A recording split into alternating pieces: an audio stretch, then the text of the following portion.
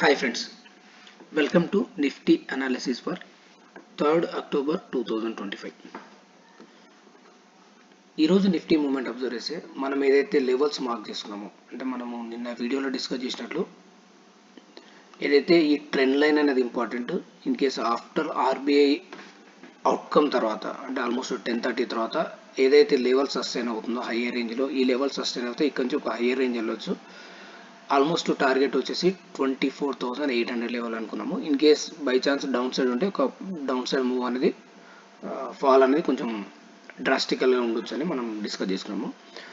Same ఏ విధంగా అయితే మనం ఎక్స్పెక్ట్ చేసామో ఆర్బీఐ అవుట్కమ్ తర్వాత ఆల్మోస్ట్ 10:30 ఆ టైంలో ఒక హయ్యర్ సైడ్ ఏదైతే ట్రెండ్ లైన్ ఉందో ట్రెండ్ లైన్ బ్రేక్ అయ్యి ఒక మూవ్ అనేది ఒక పారాబోలిక్ మూవ్ చూడడం జరిగింది.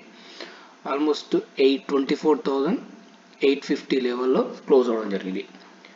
ఈ బేసిస్లో మనము థర్డ్ రోజు ట్రేడ్ సెటప్ ఒకసారి చూస్తే మనకు ఒకసారి డైలీ టైం ఫ్రేమ్లో చూద్దాము. మనకు ఒక ఫాల్ తర్వాత ఇక్కడ ఒక చిన్న పాజ్ అయితే తీసుకున్నది, ఇక్కడ నుంచి ఒక హైయర్ లెవెల్ అయితే వెళ్తుంది. బట్ ఇక్కడ ఒకసారి చూస్తే మనకు ప్రీవియస్గా ఏదైతే ఒక లో అనేది ఉందో ఈ పాయింట్ అనేది ఇది చూస్తే మనకు 24,852 అనే ఒక లెవెల్ ఒక లో ఉన్నది. అదేవిధంగా మనకి ఇక్కడ ప్రీవియస్ ఏదైతే ఈ క్యాండిల్ ఏదైతే ఉందో దీని హై చూస్తే మనకు 24,868. ఈ రోజు హై చూస్తే 24,867 అంటే ఆల్మోస్ట్ మనకు చూస్తే 24,850 నుంచి 870 రేంజ్ అనేది ఒక రెసిస్టెన్స్ అనేది అవుతుంది. ఇది ఒకసారి మనం ఈ రెసిస్టెన్స్ అనేది మార్క్ చేసుకుంటే దీంతో పాటు మనకు 20 పీరియడ్ మూవింగ్ యావరేజ్ అనేది ఒకటి యాడ్ చేసుకుంటే ఆల్మోస్ట్ అది రేంజ్ వచ్చేసి మనకు 24,920 రేంజ్లో ఉంది. అంటే ఓవరాల్గా మనకు వస్తే 850 నుంచి మనకు 915 అనేది ఒక రెసిస్టెన్స్ జోన్ ఉండడానికి ఛాన్స్ ఉంది. అంటే 20 పీరియడ్ మూవింగ్ యావరేజ్ బేసిస్లో ప్రీవియస్గా ఏదైతే రెసిస్టెన్స్ ఉందో ఈ రేంజ్లో అంటే మనకి ఇక్కడ 24,850 నుంచి 920 రేంజ్ అనేది ఒక రెసిస్టెన్స్ జోన్ అవుతుంది. ఈ బేసిస్లో మనం ఒకసారి ట్రేడ్ సెటప్ అనేది ప్లాన్ చేసుకుంటే మనకు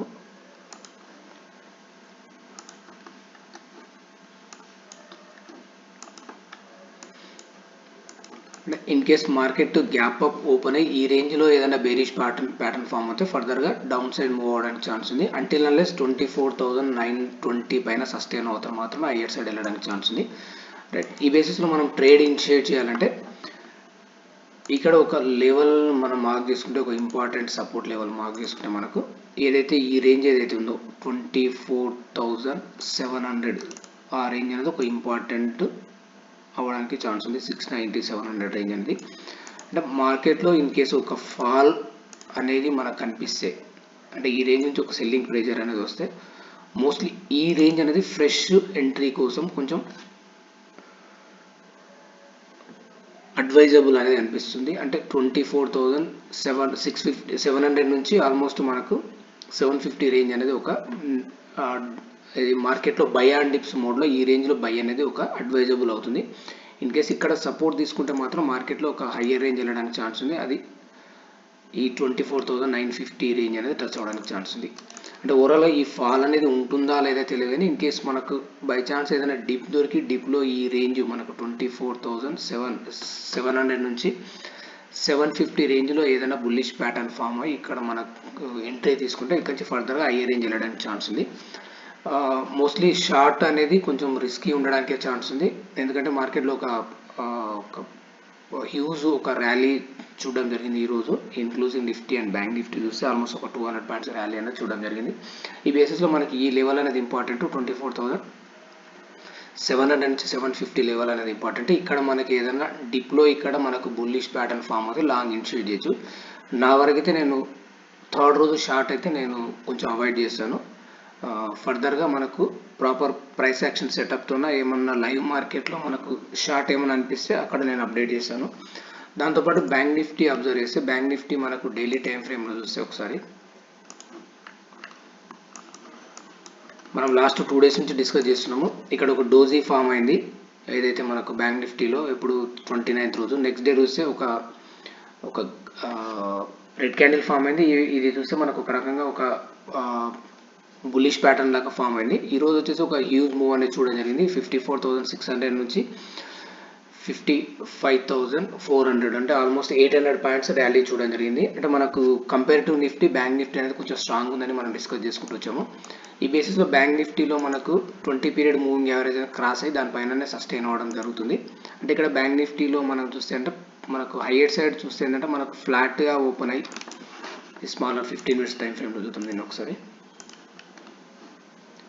మనకు నెక్స్ట్ సపోర్ట్ లెవెల్ అనేది చూస్తే బ్యాంక్ నిఫ్టీలో ఇది ఒక సపోర్ట్ అవుతుంది. మనకు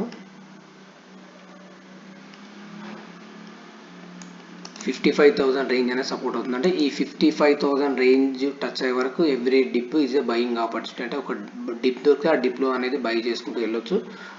మోస్ట్ ప్రాబబ్లీ టార్గెట్ వచ్చేసి మనకు 55,800 580 నుంచి 600 నుంచి 800 రేంజ్ టచ్ అవ్వడానికి ఛాన్స్ ఉంది. బట్ ఓవరాల్గా చూస్తే మనకు మార్కెట్లో వచ్చేసి every dip is a by opportunity కిందనే మనం కన్సిడర్ చేసుకోవచ్చు ఫర్ 3rd అక్టోబర్ వరకు. ఓవరాల్గా మార్కెట్లో ఒక బేరిష్ ట్రెండ్ నుంచి స్లోగా ట్రెండ్ అనేది రివర్సల్ అవుతుంది. బట్ ఇది ఎంతవరకు సస్టైన్ అవుతుంది అనేది మనకు నెక్స్ట్ 1 or 2 డేస్ చూడవచ్చు. బట్ మనం ఓన్లీ 3rd ట్రేడ్ సెటప్ మాత్రం చూస్తే ఈ 3rd రోజు మాత్రము 55,000 అనేది ఒక స్ట్రాంగ్ సపోర్ట్ అవ్వడానికి ఛాన్స్ ఉంది. ఫ్రెండ్స్, మీకు ఈ వీడియో నచ్చినట్లయితే లైక్ చేయండి, షేర్ చేయండి, సబ్స్క్రైబ్ చేసుకోండి. Thank you friends.